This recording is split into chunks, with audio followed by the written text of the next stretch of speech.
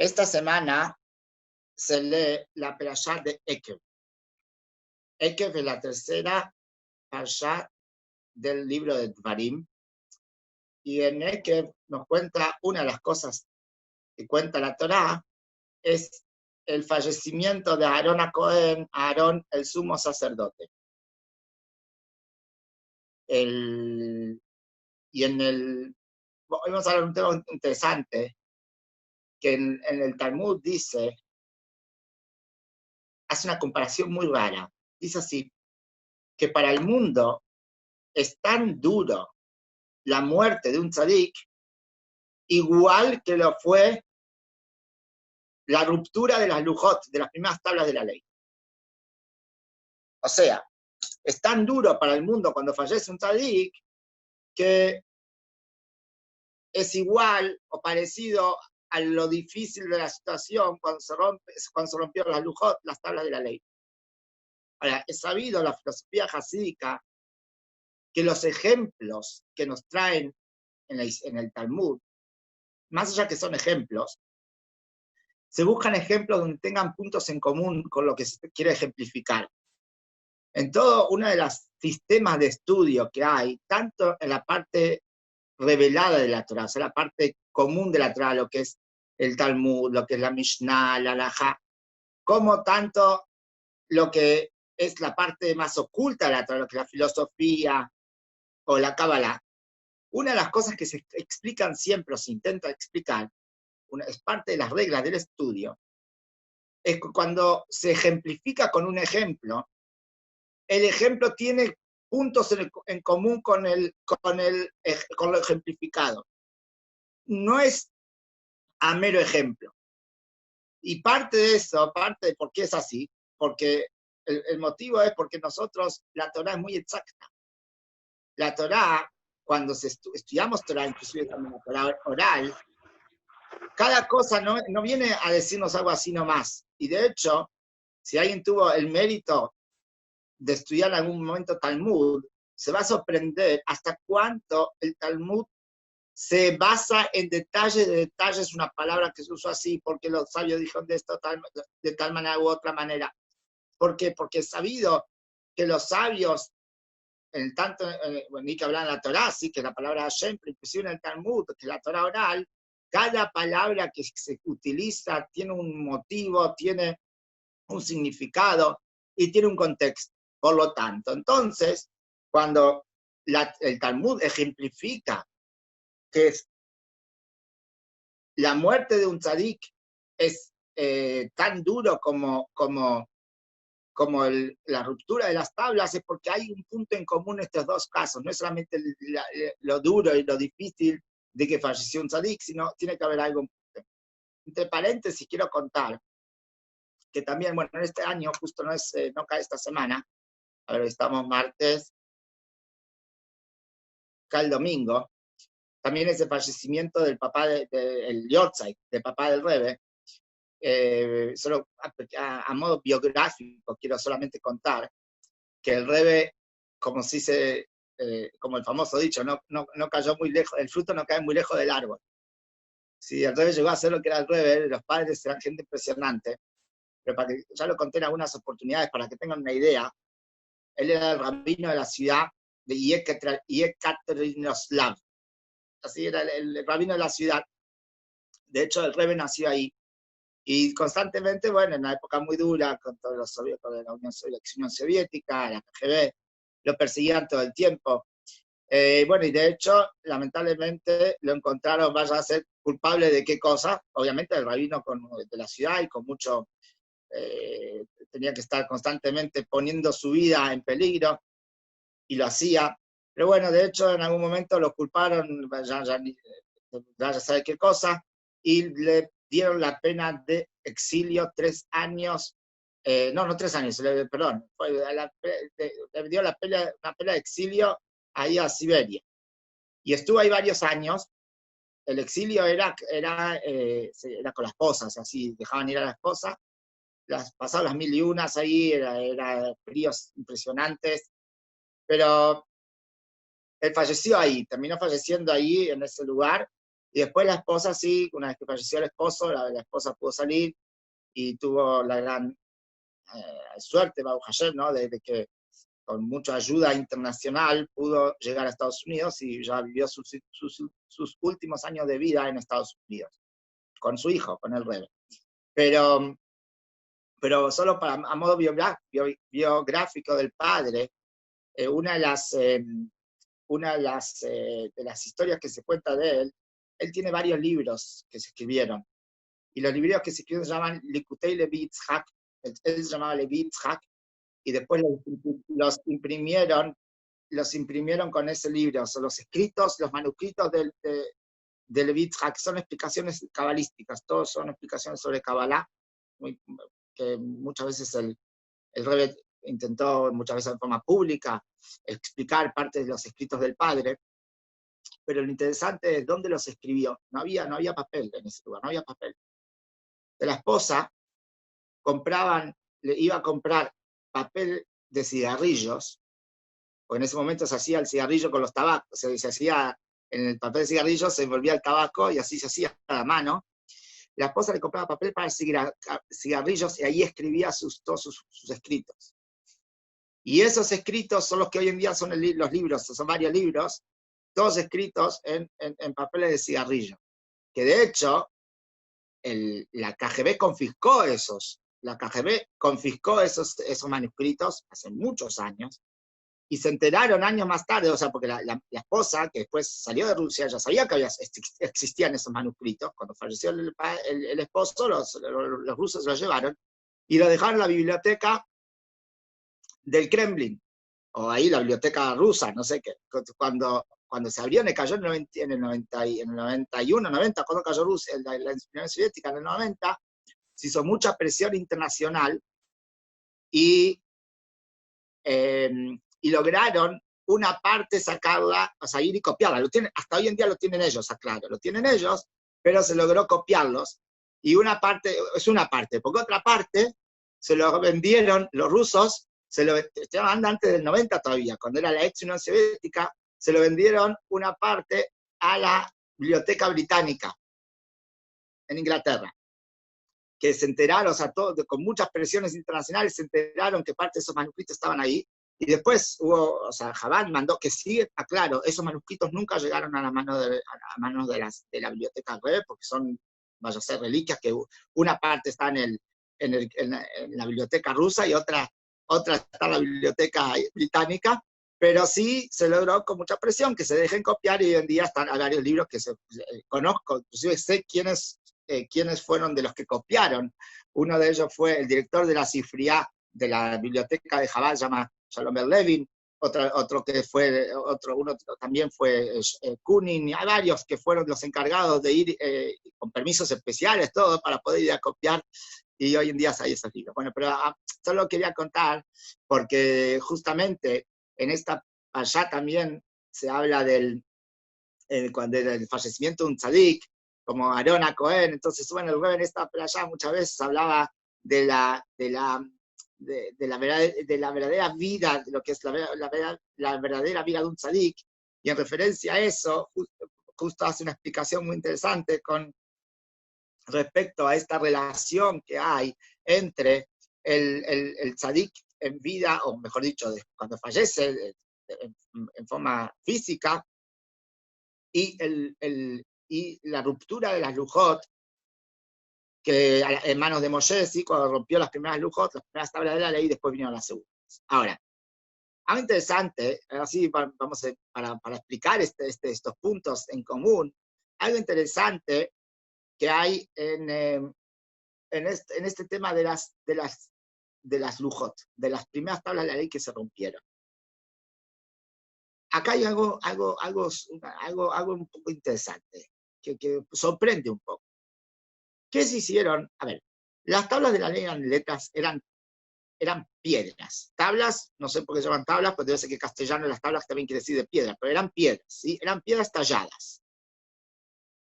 Esas piedras, supuestamente toda la santidad que tenían esas piedras eran porque eran las tablas de la ley. Pero de momento que se rompen, de momento que eso queda tirado porque el pueblo judío cometió el becerro de oro, dejó de perder toda santidad de eso. Eran piedras, en pedazos de piedras rotas.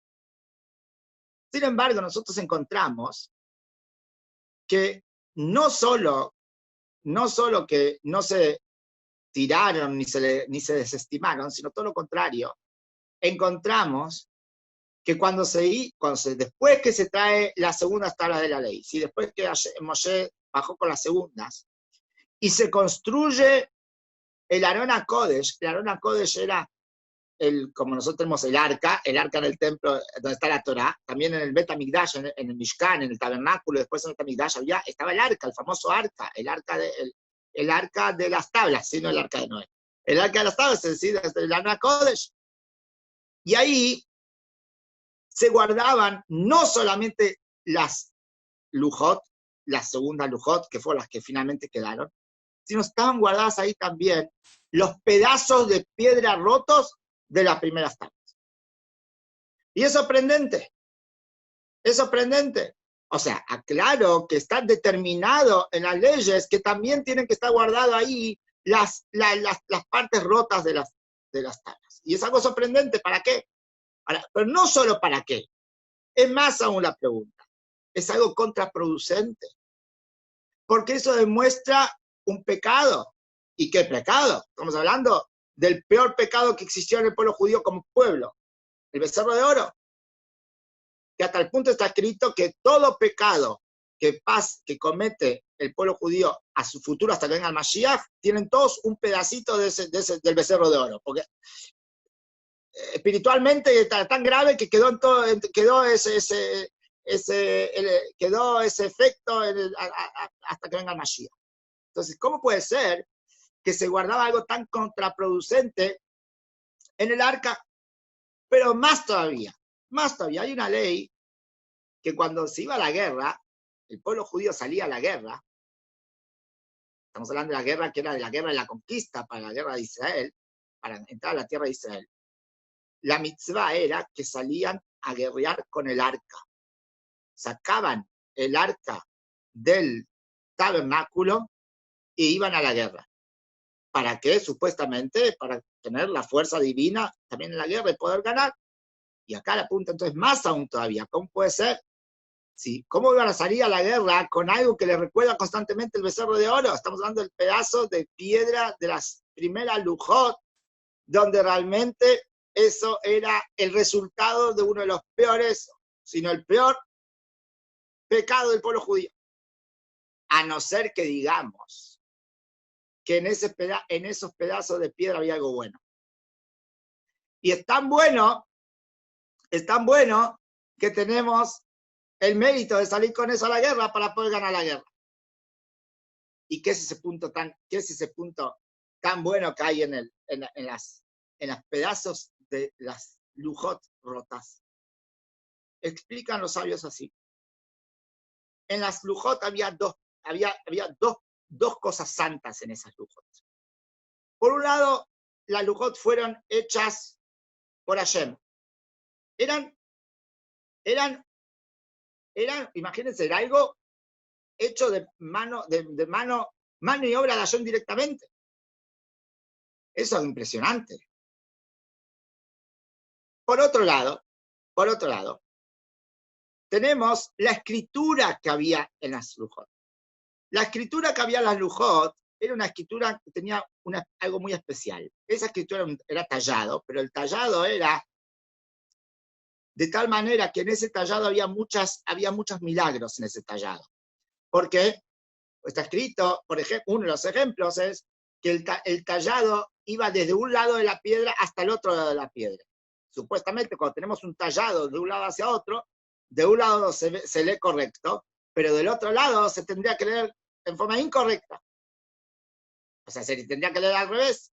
Uno de los milagros, porque había más, uno de los milagros era que uno miraba desde cualquier lado, desde cualquier lado de las lujot, y se podía leer correctamente lo que estaba escrito. Ahora, ¿por qué? Porque había también más allá de que las lujot en sí eran un acto, era un artículo que nos dio Hashem, pero aparte tenían la escritura que había ahí, era una escritura especial que también tiene un valor especial, que eso era lo que le daba todo el valor a la piedra, ¿no? Obviamente. Pero sin duda, las piedras, solo por el hecho que Hashem nos entregó unas piedras, vamos a suponer que había unas piedras que Hashem nos entregó sin nada escrito. Hashem mandó, le dio a Moshe, tomá esto, dale al pueblo de Israel. También tendrían un valor impresionante como tal. Solo porque Hashem lo mandó, Hashem lo hizo. Ni que hablar, que esto tiene una escritura. Ahora, encontramos en el Midrash ¿sí? Dice así, que ¿por qué Moshe rompió las tablas de la ley? Porque cuando él estaba bajando la montaña y ve que el pueblo judío estaban haciendo idolatría, no solo que ve eso, sino que aparte también ve que las letras de la piedra se fueron volando, salieron volando. Así explica el Midrash. Entonces, cuando él ve que las letras de la piedra salen volando, o sea, se van de la piedra, porque en símbolo que no querían estar, no querían llegar ahí a donde estaban los Yehudim, cometiendo idolatría. Entonces se fueron, como que la escritura sagrada se fue. Entonces, cuando Moshe ve, así es el Midrash, cuando Moshe ve que las tablas, que se fueron, las letras, la escritura se fue, dice, esto ya no tiene más valor, y las tiró. Esto dice el Midrash, aclaro que no es el Midrash común que siempre contamos. Siempre el Midrash común que contamos es que Moshe las rompió a propósito, porque él dijo, ¿para qué quiere las lujot? No sirve, bueno. Pero este es otro Midrash, a veces los Midrashim pueden ser distintos, tienen otras enseñanzas, y en este caso el Midrash dice que le vio que las letras se volaron, entonces por eso rompió dijo, ya está, para que no existe, ya está, quedan solo la piedra, lo tiramos. Como dice ahí el Midrash, el Mamash, estas piedras no valen nada, porque ya está, se les fue la escritura, no vale nada. Y acá lo que sorprende es, para entender el Midrash, ¿qué quiere decir que Moshe dijo las piedras estas no valen nada porque se fue la escritura? Está bien, puede ser que no tiene el mismo valor, porque la escritura ya no estaba, pero las piedras, como dijimos antes, las piedras, Hashem fue el que proporcionó esas piedras de su mano, y eso tiene un valor impresionante también, no solamente un valor físico, un valor monetario, tiene un valor espiritual impresionante. Entonces, ¿a qué se refiere el Midrash cuando dice que Moshe vio que se fue, la escritura voló, entonces dijo, estas piedras no valen nada, y las rompió?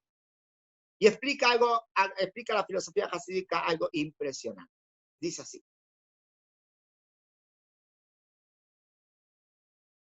Esto sería como el cuerpo y alma de una persona. Está la piedra, que de por sí la piedra tiene un valor impresionante, no hay duda. Sin embargo, como dijimos, porque es la piedra de ayer, sin embargo, eso está bien hasta el momento que tiene una escritura especial, una escritura divina, una escritura sagrada. De momento que en esa piedra se talla una escritura sagrada de la mano de Hashem, eso le da otro contexto a la piedra. Ya no es más una piedra común que nos dio Hashem, nos entregó Hashem. Ya no es la misma piedra, ya es otra piedra. Por lo tanto, si se llegara a salir esa escritura sagrada, como en este caso que se fue la escritura sagrada, se voló de la piedra, no es que nos queda algo, no nos queda nada. Porque hasta el momento que se escrito, no había nada escrito ahí. Antes de que las preguntas voy a contestar, eso después lo contesto, Máximo, ¿sí? Termine la idea y después contesto eso. Hasta que lo entregó Hashem, hasta que se escribió la escritura en las tablas, puede ser algo sagrado, pero en el momento que se escribe ya pasa a ser otra categoría directamente. Y si se va esa escritura, ya está, ya no tiene valor. Porque una vez que esa piedra tuvo un valor tan impresionante de tener una escritura sagrada, una escritura divina en esa piedra, está bien, por más que nos diga Hashem, una vez que se fue esa escritura, ¿con qué nos quedamos? ¿Con la piedra? Nosotros no queríamos la piedra, nosotros queremos la escritura sagrada, queremos la escritura divina. Explica el Rebbe, como dijimos todo basado en la filosofía jasídica, que lo mismo es en la vida de un tzadik.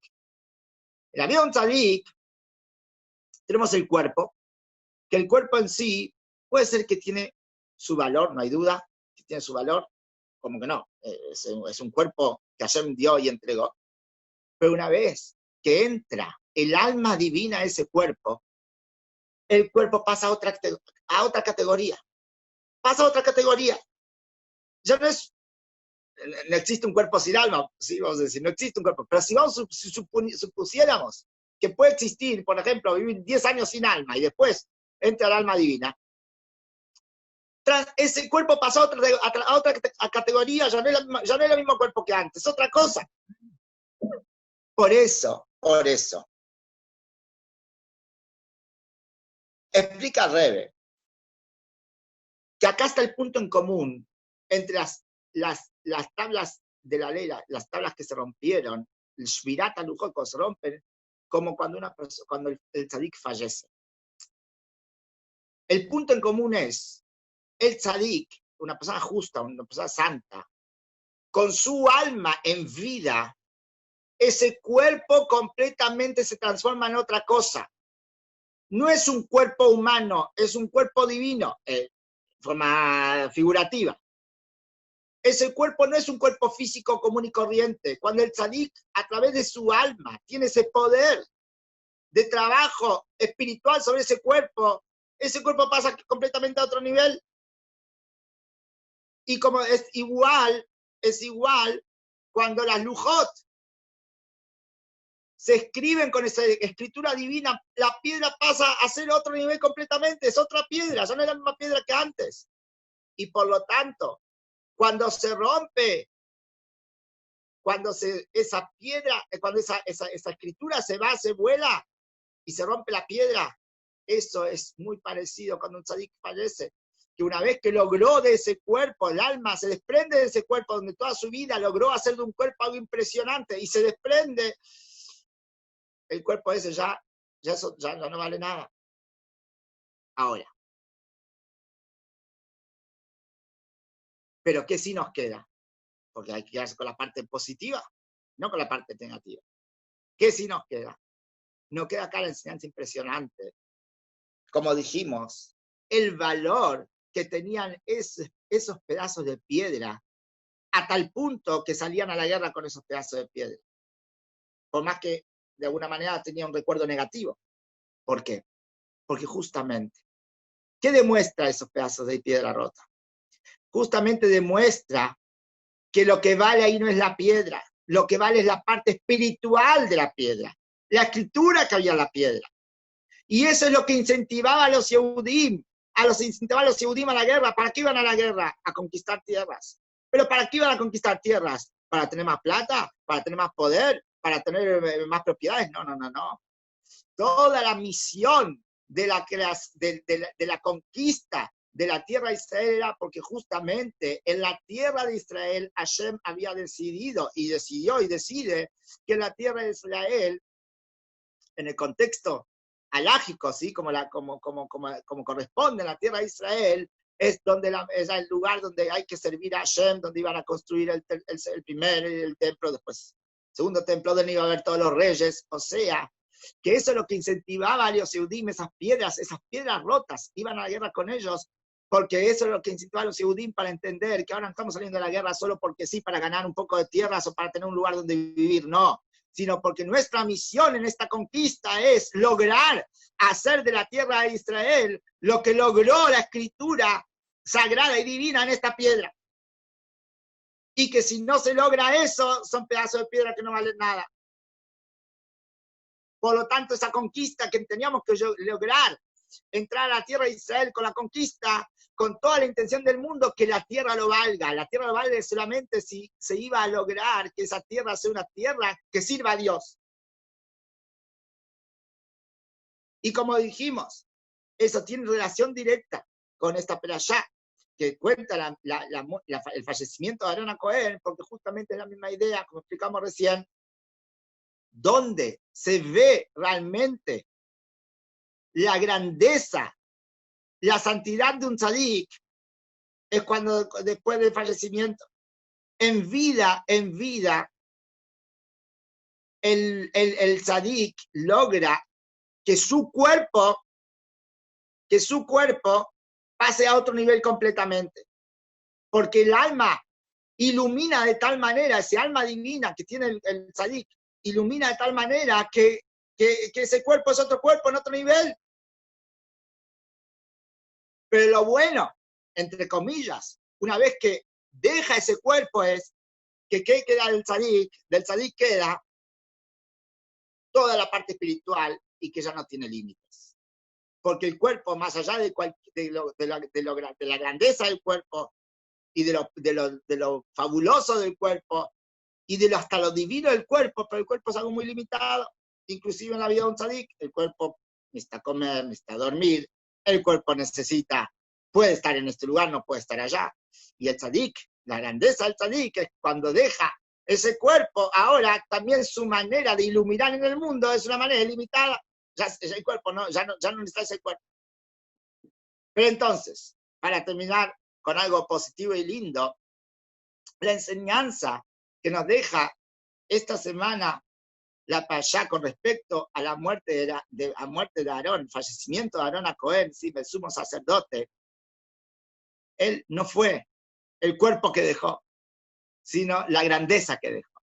Y una de las cosas más lindas, que también tiene mucha relación con estos días, de las grandes enseñanzas que nos dejó a Aarón a Cohen, el gran líder Aarón, que es interesante, está escrito que cuando falleció Aarón, dice así, cuando falleció Moshe, se expresa la Torá diciendo, lo lloraron los hombres 30 días.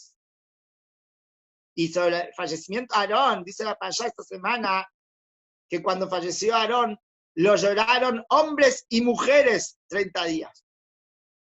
Pregunta al sabio por qué. ¿Por qué a Aarón lo lloraron también las mujeres y a Moshe no? Dice así, no vamos a hablar de Moshe, vamos a hablar de Aarón. Aarón tenía un don especial. Aarón era, como se dice en Yiddish, era un mensch. Era una persona muy especial. Ohev Shalom, Godef Shalom, una persona que perseguía la paz todo el tiempo, una persona que buscaba el bienestar de todo el mundo, una persona que intentaba hacer amigos a todos y que no haya peleas. Como cuenta el Midrash, que hacía Aarón cuando veía dos personas peleadas, él iba a cada uno y le decía, vos sabés que yo hablé con él, y dijo que está arrepentido, quiere hacer la paz con usted. Y después iba al otro y le decía lo mismo, y así iba arreglando las cosas. También hacía lo mismo con un hombre y una mujer, las cosas no andaban muy bien en la casa, él iba, hablaba, organizaba las cosas. Entonces, por eso dice que después cuando falleció Aarón, todo el mundo lo lloraba, obviamente todos utilizaban sus servicios, lo querían mucho, y por eso se sufrieron todos. Pero sea como fuere, la enseñanza que nos deja la Mishnah es como dice así, que tenemos que ser alumnos de Aarón a Cohen, así dice la Mishnah, que una persona tiene que ser alumno de Aarón a Cohen, que Ohev Shalom, que le gusta la paz, pero Ohev Shalom, y corre tras la paz, Ohev Tamirviot, y quiere a toda persona umekarban la Torah y los acerca a la Torah y a las mitzvot. Eso es lo que nos deja, una de las enseñanzas que nos deja esta playa. Así que muy bien, esto es el shiur de hoy. Quería contestar lo que me preguntó acá Máximo, que preguntó si es verdad que Hashem ofreció a otros pueblos las lujot anteriormente. Así hay un midrash que dice, así es, que Moshe fue preguntando a los demás pueblos si querían la Torá, y cuando iba a un pueblo le decía, preguntaba, ¿qué dice la Torá? Les ofrecía la Torá y preguntaba al pueblo, ¿y qué dice la Torá? Decía, no robar, a nosotros no nos sirve, y así iba a otro pueblo, ¿qué dice la Torá? No matar, a nosotros nos sirve, y así pasó pueblo por pueblo, hasta que llegó al pueblo de Israel, y le preguntó, ¿quiere la Torá? Y los Yehudim respondieron, Nace Benishma, haremos y escucharemos. Primero haremos, la recibimos, aceptamos. Después vamos a ver qué dice. Aceptamos. Y así está escrito en el Midrash, que por eso, gracias a esas dos palabras que dijo los Yehudim, Nace Benishma, haremos y escucharemos, por eso a cada Yehudí en ese momento, Hashem le entregó a cada Yehudí dos coronas, una por lo que dijeron Nace y otra por lo que dijeron Benishma. Así es uno de los Midrashim que es muy lindo.